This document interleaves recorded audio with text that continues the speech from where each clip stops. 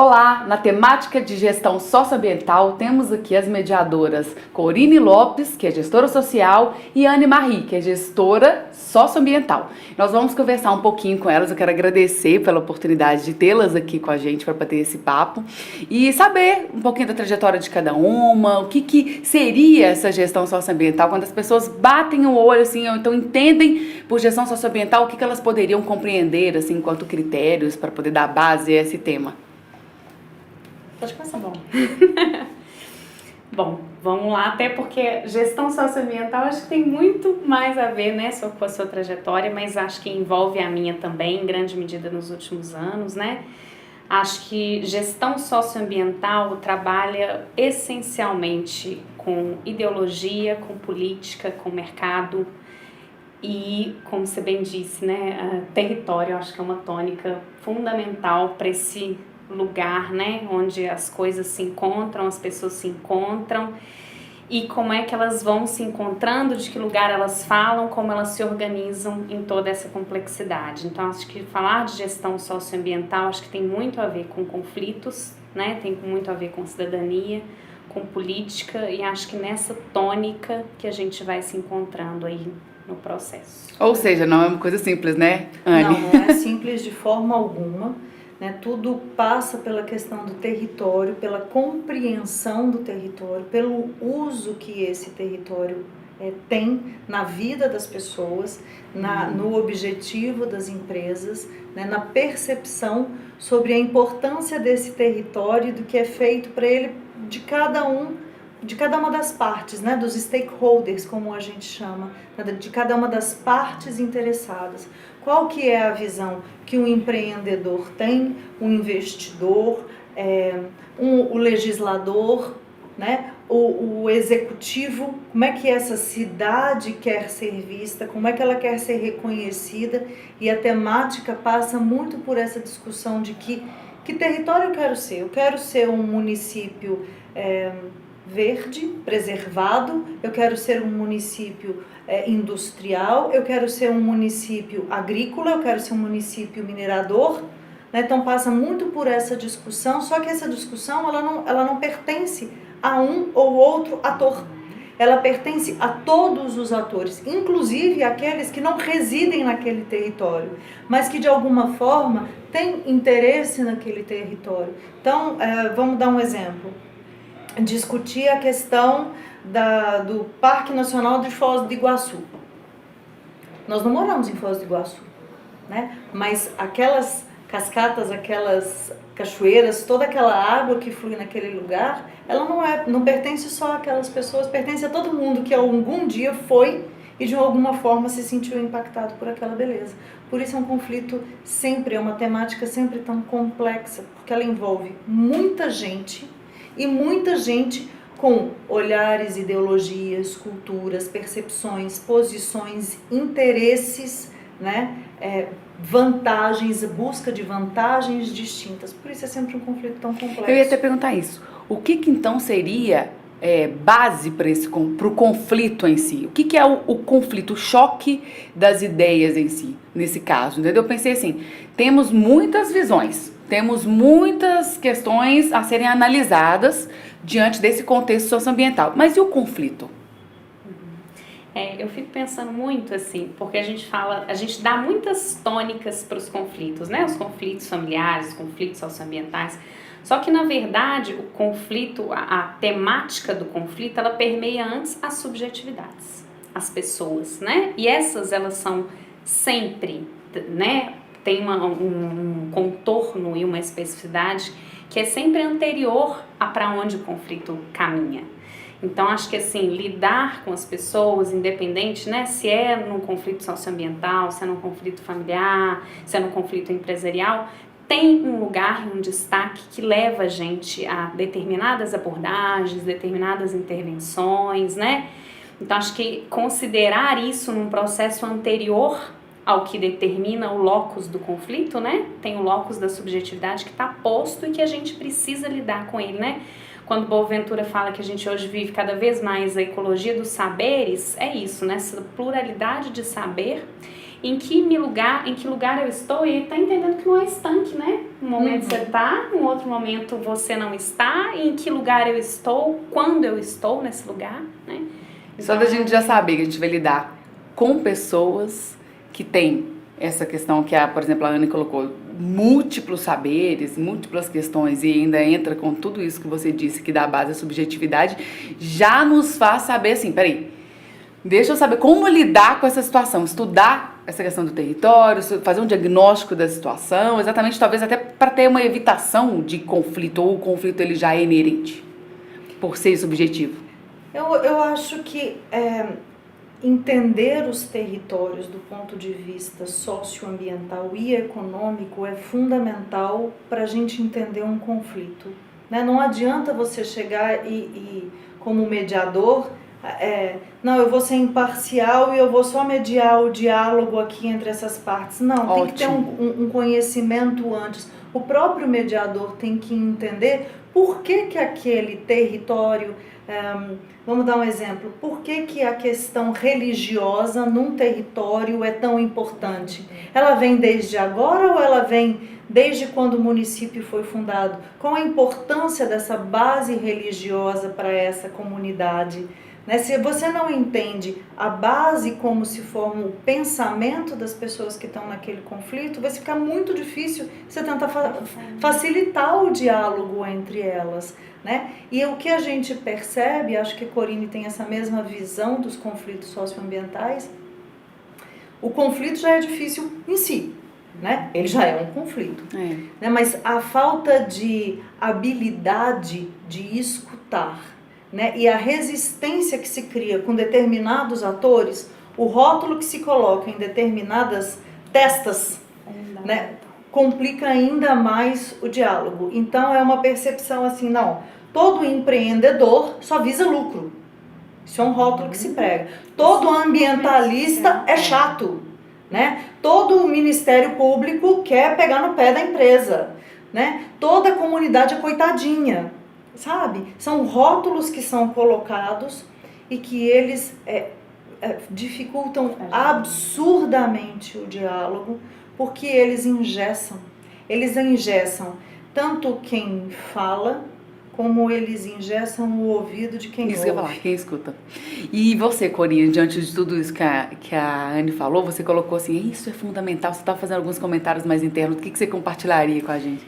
Eu acho que essa questão da escuta, ela é fundamental, né, até pra gente ver as pessoas de uma forma mais limpa, né? Porque quando a gente rotula, a gente tem uma tendência, uma carga emocional que prejudica muito essa leitura, prejudica muito essa escuta, muito essa interface com as pessoas. E eu fico vendo assim, o quanto a gente faz isso a todo momento, né? Assim, acho que a gente precisa trabalhar um pouco mais esse equilíbrio, e acho que a gente, né, eu falo muito isso no lugar que eu trabalho, assim, claro que a gente não pode deixar de sentir, mas o que é que a gente faz com esse sentimento, né? Nas nossas práticas, nas nossas intervenções.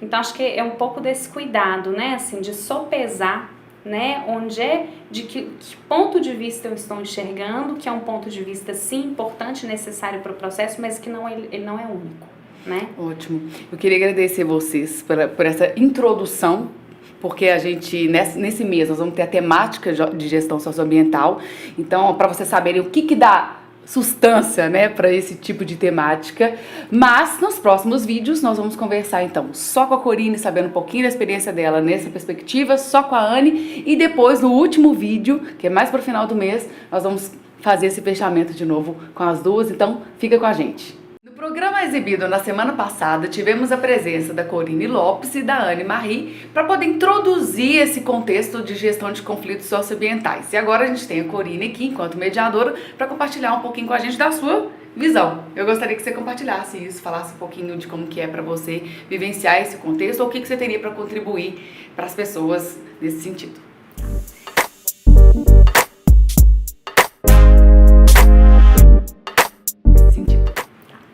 Bom, eu acho que essa área, né, socioambiental, ela tem tido uma relevância no cenário, né, atual muito grande, né, diante dos ocorridos aí, que se intensificam em alguma medida e que ao mesmo tempo trazem um ponto de reflexão, assim, né, de como é que a gente vem se organizando no mundo, né, que lugar que a gente vem ocupando, como é que a gente vem vendo o sistema, né, porque eu gosto muito de dizer, assim, que para além o conflito e as relações humanas, elas vivem e permeiam um sistema.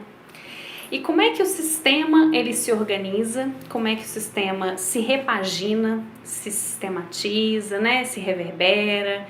E aí fico vendo, assim, que essa importância e esse lugar dessa multiplicidade de atores, né, ela se faz fundamental num processo, muitas das vezes, de valorização da escuta, num processo de checagem do que a gente, né, porque muita gente envolvida, muita gente falando, muita gente querendo se fazer ouvir, às vezes com uma agressividade muito grande, então em alguma medida fragilizando esses espaços dialogais, né, assim, eu trabalho atualmente, né, no programa de diálogo social, então assim, a gente releva e vê e verifica, né, a todo momento, assim, a importância desse lugar do diálogo, mas ao mesmo tempo quanto é difícil ele se sustentar. E essa questão de se sustentar tem muito a ver com isso que você disse, da escuta e também de tudo que vocês já complementaram pra gente, já disseram pra gente também do território e de todas as questões que permeiam esse território, né? Porque uma coisa que você disse que eu gostaria até que você comentasse é quando as pessoas falam assim, essa questão é do sistema. O que seria esse sistema? O que compõe talvez esse sistema que gera toda essa visão que você trouxe de sistema, por exemplo? Sim. Eu fico pensando muito no sistema, né, como, e aí um sistema mais amplo de vida humana mesmo, de vida social, de natureza, né, assim, porque a gente está muito interligado, né, nos processos que a gente faz de estudo, de comunicação não violenta, de mediação de conflitos, a gente cada vez cria uma percepção mais apurada de que está tudo muito conectado, né, então é bem a teoria do caos, né, que você, lá na bater da borboleta, né, ele vai ecoar lá do outro lado, assim. Então, acho que à medida que as pessoas se percebem nisso, eu acho que a chance que elas têm de serem um pouco mais abertas, né, ao diálogo, abertas mesmo a uma construção dialógica, eu acho que isso intensifica em alguma medida. Ou seja, o sistema, ele não seria, quando as pessoas dizem assim, tudo culpa do sistema. Você também faz parte Sim. desse sistema. E eu digo isso de uma maneira assim, super simples, né? Ou parecendo até óbvia, porque de fato as pessoas confundem isso. Elas jogam as questões todas assim, tudo é culpa do sistema. E Como se o sistema fosse as empresas ou algo grandioso, algo estatal, que foge um pouquinho do que você é e você faz parte disso de alguma maneira. Sim, e acho que traz muito uma lógica de abstração, quando na verdade a vida, o mundo real, o chão de fábrica, né, ele tá aqui, tá mais tangível, né, assim, não existe um culpado, né, não existe uma, assim, existem pessoas que tomam decisões, né, mas que ao mesmo tempo numa mesma empresa há pessoas que sofrem com essas decisões, né, há pessoas que violam, mas pessoas que também, assim, estão em outras posições, todas trabalhando num processo de reparação, por exemplo, né, assim, então acho que essa interface, esse estar no lugar, a gente ocupa vários lugares o tempo todo, né? E aí do lugar que a gente está, a gente precisa se posicionar, claro, mas a gente precisa também relevar e entender, né? Que é tudo muito imbricado. E como que se faz isso na prática? Para que as pessoas consigam se apropriar disso, ou para que as empresas consigam se apropriar disso, para que elas consigam se complementar nessa visão e no papel de vocês enquanto gestores de conflitos socioambientais, etc.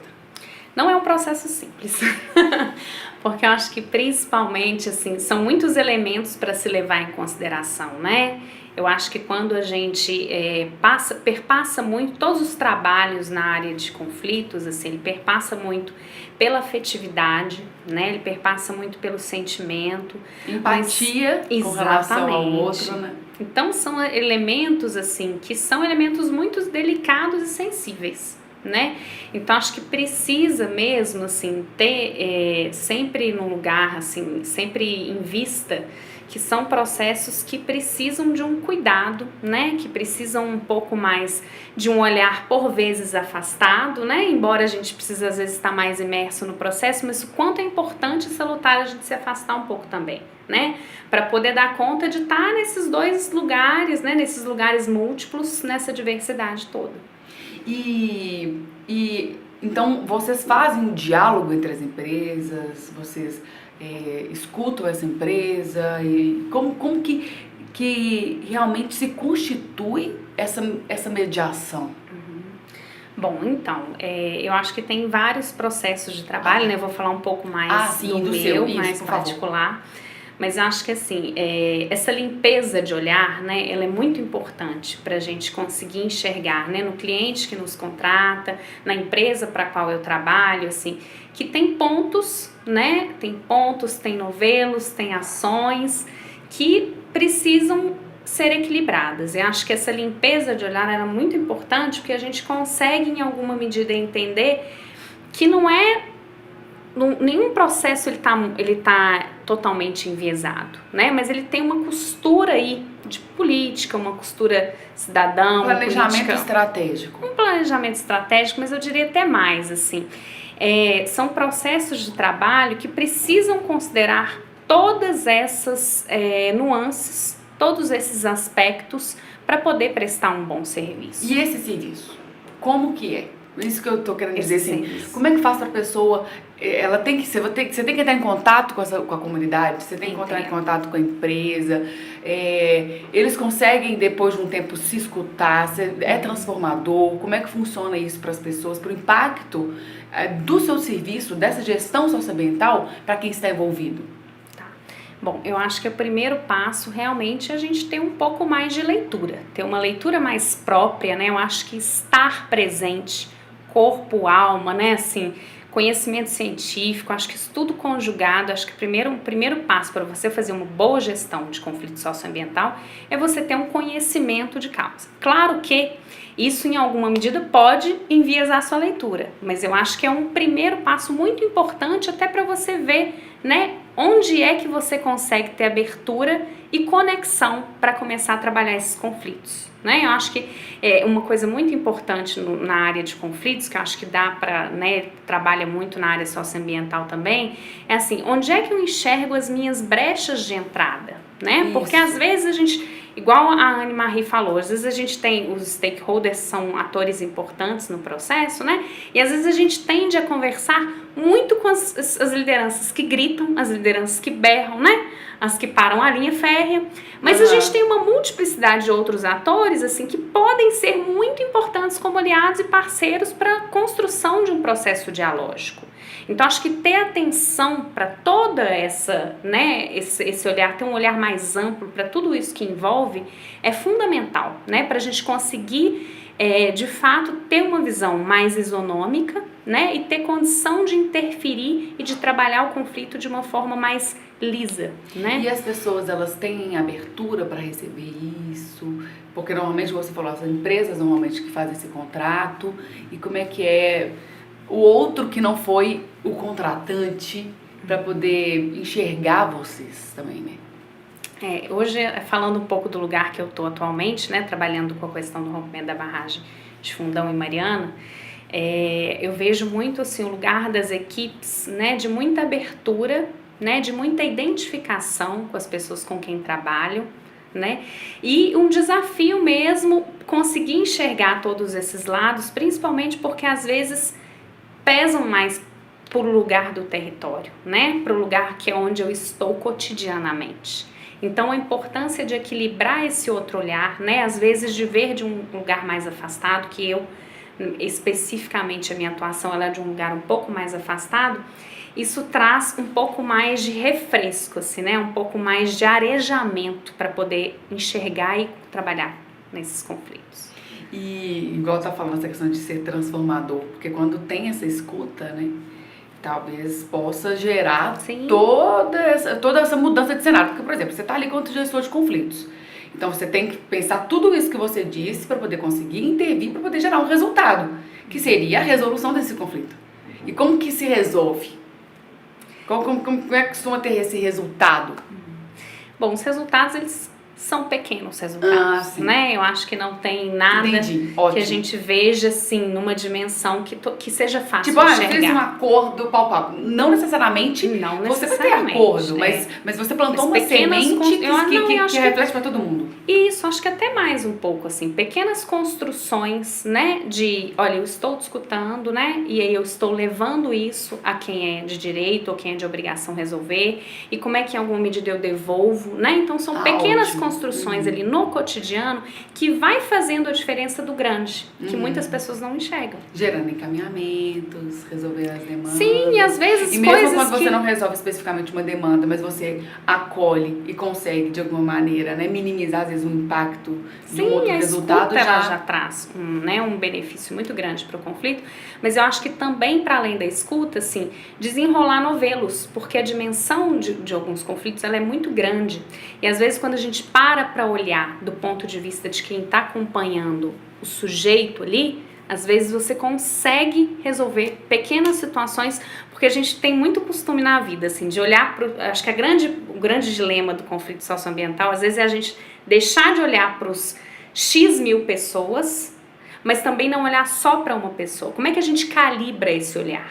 Isso é muito importante, porque esse calibrar, ele de fato ele faz a diferença no processo. E foi muito importante a gente conversar sobre isso, para que as pessoas também entendam exatamente essa complexidade. Porque eu perguntei, mas aí, e a prática? E como que funciona? E qual que é o resultado? E na verdade não é assim que as coisas funcionam. Existem uma série de outras questões que envolvem a questão socioambiental e que na verdade, gradativamente no decorrer do tempo, que a gente vai sentir isso, né, nessas diferenças. E acho que a diferença ela se dá muito para quem tá, né, no processo, não necessariamente para o mundo todo. Isso, nossa, muito obrigada. Então é isso, fique com a gente nos próximos vídeos. Teremos a Anne-Marie para poder dar continuidade a essa questão da gestão de conflitos socioambientais e depois, no último vídeo do mês, com as duas complementando seus olhares. Até mais! No vídeo de hoje vamos ter o olhar da Anne-Marie, que é mediadora e gestora socioambiental, para poder seguir com essa nossa linha de raciocínio de temática nesse contexto.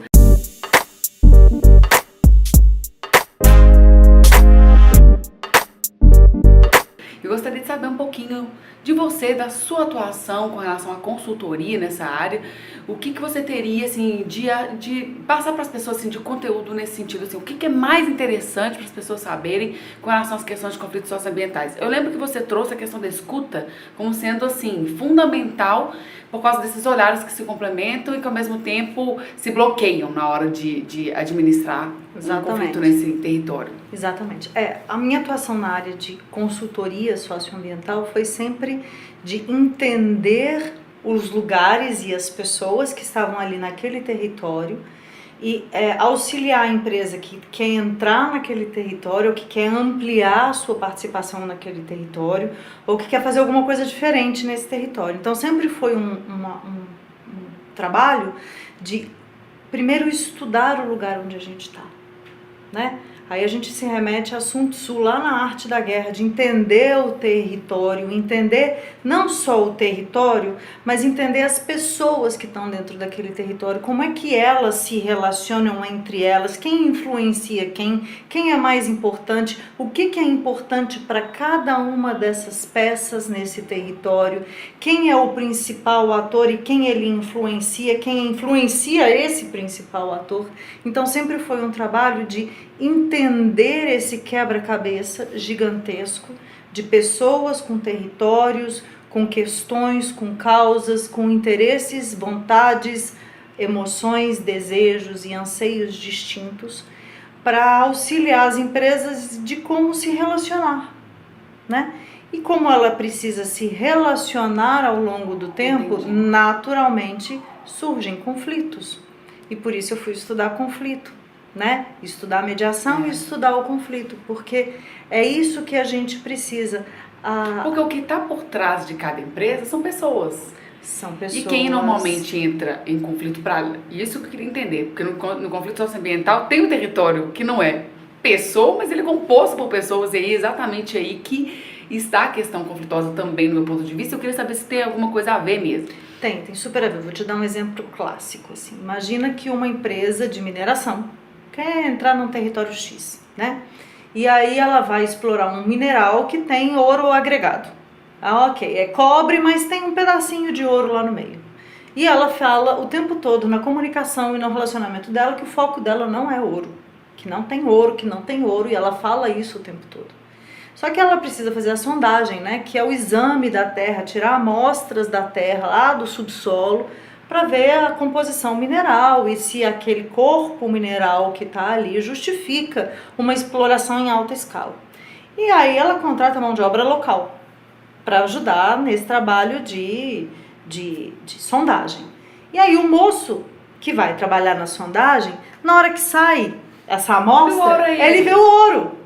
E aí a empresa investe uma fortuna para falar que não tem ouro, mas o cara da comunidade viu o ouro. E aí em quem que a comunidade vai acreditar mais? No estrangeiro, que está chegando ali, né, com um grande aparato, ou no cara que estudou com ele desde o grupo?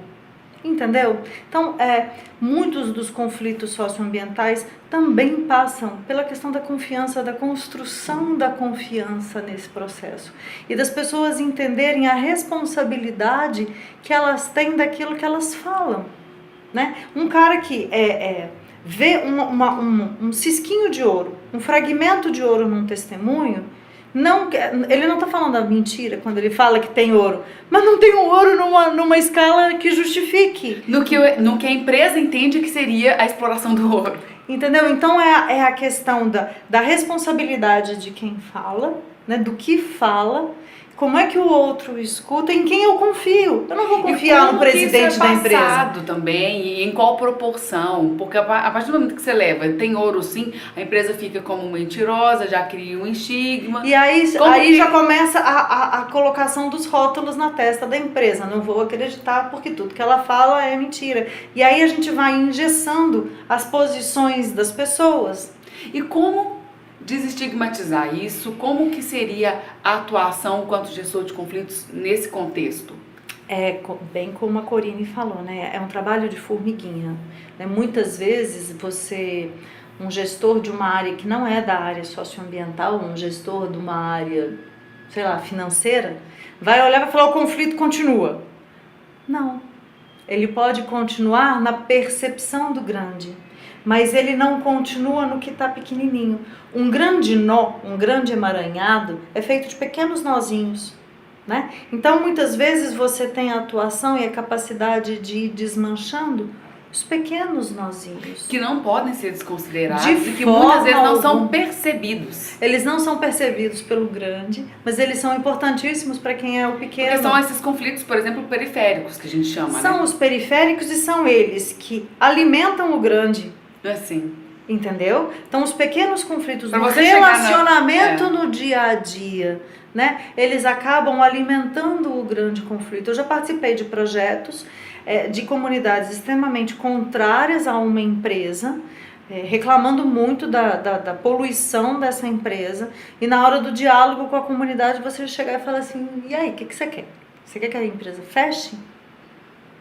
Não, eu não quero que a empresa feche, não. Eu só quero que ela me escute. Eu só quero que ela me escute. Né? Então a gente percebe que os conflitos socioambientais, eles passam muito pela habilidade de escuta e pela habilidade também de resposta da empresa. Né? Eu sempre falo para as empresas que eu dou consultoria, a maioria das empresas tem a postura assim: não, nós só vamos falar quando a gente tiver absoluta certeza. Não! A gente não pode falar quando a gente só tem absoluta certeza, porque quem sabe tudo é onisciente, onipotente, onipresente. Ou seja, Deus. As pessoas não querem simplesmente ter resposta, elas querem construir muitas vezes a resposta a partir de uma escuta. Construir uma resposta. E quando a empresa se coloca: eu só vou dar quando eu tiver absoluta certeza, primeiro que essa resposta pode demorar e não atender a demanda de informação daquele que está ansioso. Né? Segundo, que se coloca-se num patamar de que eu sei tudo. E aí quando você se coloca nesse papo, você muitas vezes não tem legitimidade. Não só a legitimidade, você se afasta. Sim. Dessa comunidade. Sim. Entendeu? Você fica distante. E o que você precisa muitas vezes é o grande clássico, a humildade de abaixar e falar: não, isso aqui eu não sei. Sim. Não sei, não deu tempo Ou ainda de não eu tem saber. resposta suficiente. Não tenho resposta suficiente, ou elas não são conclusivas, ou eu nunca parei para pensar nisso, ou eu nunca enxerguei essa questão por esse ponto de vista, porque todo ponto de vista é pertinente. Eu escutei uma frase essa semana que eu achei linda, que é uma frase de sabedoria chinesa que fala: por menor que seja a pedra, você nunca vai conseguir enxergar ela de todos os lados. Por menor que ela seja, sempre vai ter um lado oculto, né? E a gente precisa muitas vezes ter a humildade de chegar falando: não pensei desse ponto E de às vista. vezes a pessoa, quando ela é ouvida, no fundo, mesmo ela sabendo que ela não vai resolver o problema dela, a partir do momento que ela coloca, ela se esvazia, exatamente o que eu ia dizer. Ela se esvazia e pensa: eu falei, coloquei pra fora o que a empresa precisava saber de mim. E Não fez bem para a empresa, não vai mudar nada, mas fez bem para mim, porque eu desabafei. E isso já desata um nó. Exatamente. E esse um nó já desata de outros pequenos, exatamente, porque você, como a Corine colocou, é um sistema. E tem outras pessoas envolvidas no seu sistema. Exatamente. Mas tem muitos saberes que precisam ser considerados, né? Precisa ter muita responsabilidade quando a gente trata de um conflito socioambiental. Né? Porque o ambiental, ele não é de uma empresa, ele não é de uma comunidade.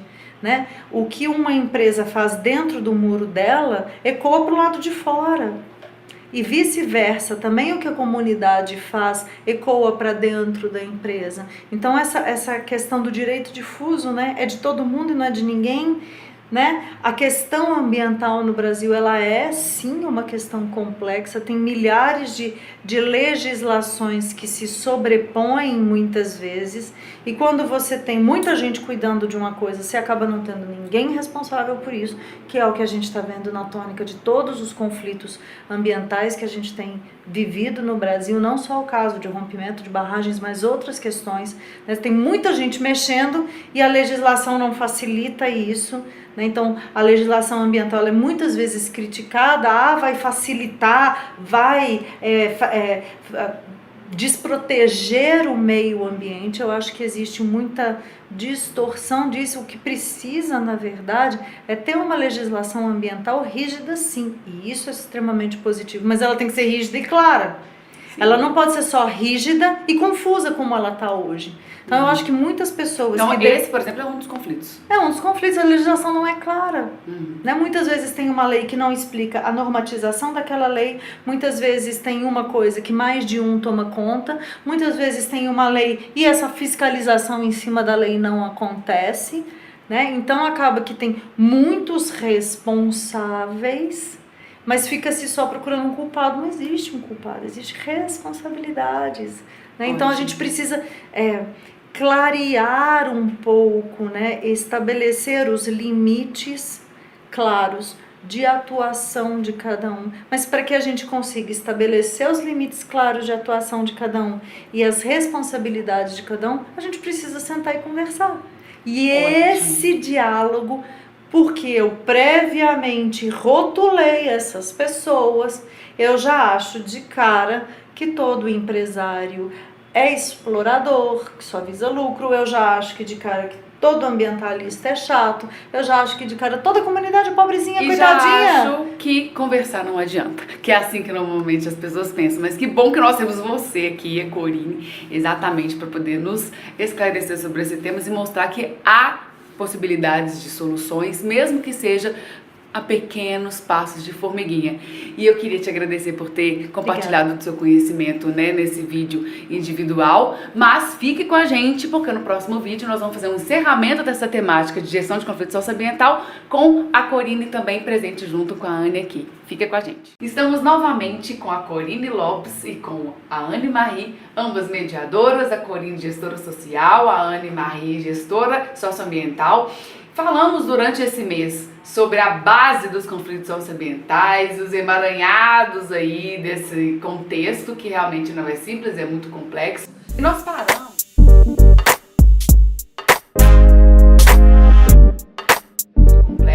E nós paramos na última conversa falando exatamente das conversas.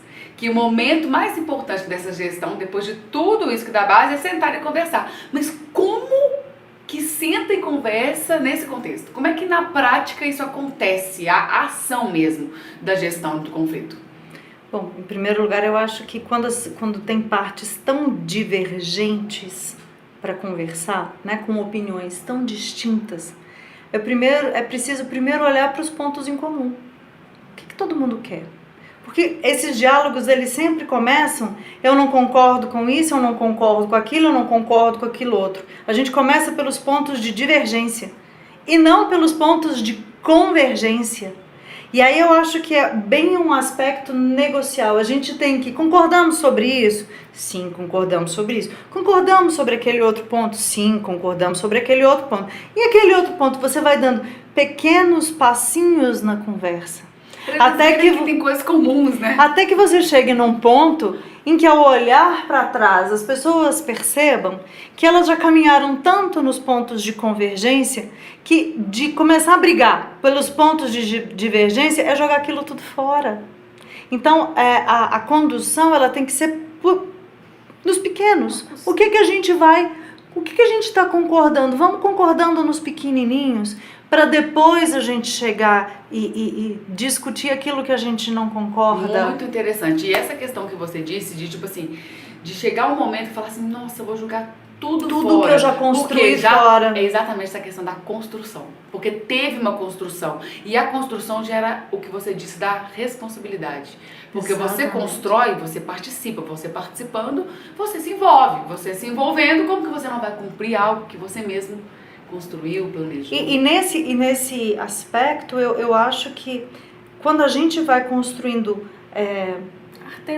artesanalmente é trabalho manual, né? De identificar pontos em que você converge, você acaba desmistificando aquele inimigo que antes estava na sua frente. Você fala assim, olha, não é que ele não é tão chato assim?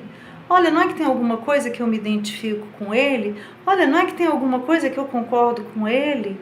Né? Você começa a quebrar esse gesso que foi você que colocou nele, de achar que tudo que ele fala é chato, que tudo que ele fala é contra você, né? Tem o seu lugar de defesa também. E quando você constrói, vai trabalhando primeiro no consenso, você vai ficando mais à vontade, você não começa a perceber que o outro não está ali só para te ameaçar. E vice-versa. E para chegar, desculpa, até porque eu gostaria muito de te ouvir nesse momento, para chegar, né, para vocês, enquanto gestores socioambientais, chegarem nesse ponto de identificar os pontos de convergência, precisa de toda aquela análise que vocês trouxeram. Porque vocês, a partir daí, de todo diagnóstico, de toda análise, de toda escuta, de um, de outro, de perceber aqui, de perceber ali, agora vocês conseguem identificar quais que são, porque às vezes a própria pessoa e a própria empresa não conseguem também identificar os pontos de convergência diante do momento do conflito. Não é mesmo? Sem dúvida. E acho que esses pontos de conexão, eles potencializam, porque a gente tem ainda muita dificuldade de enxergar potencialidade. Num processo de conflito, a gente tende a ter uma visão mais negativa, mais tendenciosa para o ruim. Então, quando a gente abre esse olhar e consegue enxergar as potencialidades das pessoas que estão conversando com a gente, né, do cenário, do próprio processo, né, de caminho que se precisa ter, de desenvolvimento, então não enxergar às vezes no conflito só a violação, mas eu consegui enxergar no conflito uma possibilidade de desenvolvimento, né, um legado de cidadania, são questões que pode e deve sim influenciar no processo de uma forma positiva. Eu acho que isso traz uma revitalização para o olhar mesmo, para as próprias intervenções. É um refresco, né? Um sopro novo. Vamos parar de olhar para trás e vamos olhar para frente. Beleza, o conflito está aí, está posto. Exatamente. Né? Muitas coisas a gente não vai conseguir remediar, não vai conseguir consertar, mas a gente precisa construir e andar para frente. Exatamente, né? Só que são pequenas construções, né? É um trabalho artesanal. E isso é tão... Eu acho que essas coisas acabam sendo tão conectadas, né? Eu tive um chefe há muitos anos atrás que ele falava assim, Anne, quando você tiver com a sua cabeça muito cheia, trabalha com as mãos. Vai fazer um artesanato, vai fazer uma comida, vai trabalhar numa carpintaria, porque é o tempo exatamente da maturação, né? De você elaborar inconscientemente aquilo que está acontecendo. Né? Então, até como técnica de você começar uma reunião dessa, é você botar as pessoas para um momento de entrar todo mundo na mesma sintonia, sabe? Ou seja, você, enquanto mediadora, nesse contexto, é uma grande dica de você começar por você, não é? Sim. O que você está dizendo é exatamente, no meu ponto de vista, é isso. Você começa por você. Você, mediador, tem que estar numa posição muito tranquila e você tem que levar as pessoas para uma mesma sintonia. Então, veja bem, há 1000 anos atrás, né, praticamente, eu estudava num colégio de freira. E eu achava aquilo um absurdo, porque todas as vezes que eu chegava no colégio, eu tinha que ir para a capela rezar. E depois, toda vez que uma freira entrava na aula, eu tinha que ficar de pé e rezava de novo. E eu sempre achei aquilo extremamente opressor, e elas estavam querendo me catequizar, elas estavam querendo me forçar. Depois de muitos anos, quando eu fui começar a estudar conflitos educacionais, é que eu fui entender que aquilo ali era simplesmente uma técnica de sintonia. É uma técnica para botar todo mundo na mesma sintonia, na mesma vibração e começar alguma coisa para frente. Ah, Noni, você está sugerindo que o povo reze antes de uma reunião comunitária? Não, mas você pode utilizar outras técnicas, você pode usar uma música, você pode usar respiração, você pode usar uma brincadeira, uma brincadeira. Gente, eu costumo fazer muito isso, gente. Vamos dar uma rodada assim, vamos fazer um giro de 360 graus para entrar pleno aqui, porque eu vejo a dificuldade muito grande das pessoas de estarem inteiros hoje em dia, né? Elas estão, mas elas estão com o celular, independente do contexto comunitário, né? Mas especialmente por causa assim, então, isso da atenção plena é fundamental, né? Assim, estar ali por inteiro, porque isso te permite, inclusive, ter mais pontos, né? Abrir mais essa possibilidade de conexão, de empatia, né? Então, é fundamental a gente estar inteiro. Eu concordo muito com você, assim, eu acho que esse exercício, ele é um exercício muito salutar, né? Porque quando a gente está inteiro, a gente, inclusive, está melhor nas coisas, nos processos. E essa questão, por exemplo, já que a gente comentou de que impacta a vida das pessoas e tem até exemplos como o rompimento de barragens e tudo mais, vocês trabalham também pensando num contexto individualizado, porque a gente sempre pensa que tudo impacta todo mundo. Mas, por exemplo, tem uma família que vai receber uma indenização. Não é simplesmente todas as pessoas que vão ali. E aquela família também tem aquele conflito e tudo mais. Essa questão é uma questão individual. Aí entra numa questão negocial. Eu acho que tem níveis de conflitos, né? Níveis de conflitos e níveis de intervenção. Acho que aí dá para se atuar das duas esferas, né? Acho que tem momentos, inclusive, que é muito importante você fazer, né, uma interface mais específica, mais individualizada, como às vezes a questão ela escalona tanto que ela exige talvez uma tratativa mais comum, mais coletiva, para depois você conseguir ir enveredando por essas camadas, porque ao frigir dos ovos, né, no frigir dos ovos, você trata no individual mesmo, né? É ele sempre que precisa enxergar esse processo dialógico. Ótimo. Assim, tem questões que são comuns e tem questões que são específicas. Então, você tem que saber diferenciar isso e dar esse tratamento bem específico, porque achar que tratando o comum você tratou todos... Da mesma forma, é verdade. Não adianta. Muitas vezes uma pessoa, né, de novo a história da borboleta, muitas vezes o conflito de uma pessoa, o impacto em uma única pessoa, mobiliza todos os outros com ela. Então, vamos porque existe a identificação. Que história da borboleta? É o bater das asas da borboleta que pode provocar um terremoto do outro lado do mundo, né? É a responsabilização, a gente entender que o que a gente faz aqui tem efeito sim, em 10 dias, em 10 meses, em 10 anos, ou em 10 metros, 100 metros, 1 quilômetro, 10 quilômetros. Em 10 pessoas. Ou em 10 pessoas. O que a gente faz, a gente não está fazendo e não está tendo efeito só em mim. Ah, eu fiz para mim. Não existe isso. Tudo que a gente faz repercute nas pessoas que estão ao nosso redor. Ótimo. Anne, muito obrigada. Corine, muito obrigada. Espero que vocês tenham gostado do que a gente trouxe para vocês de proposta para trabalhar a gestão de conflitos com temáticas mensais. A temática desse mês foi gestão de conflitos socioambientais. Temos muito que aprender com a Corine, com a Anne. Aqui nas descrições do vídeo vão estar os contatos delas, então vocês fiquem à vontade de procurá-las também. E fiquem aí com a gente para os próximos vídeos. Ative as notificações, se inscreva no canal, indique os vídeos para alguém, faça esse bem. Até a próxima!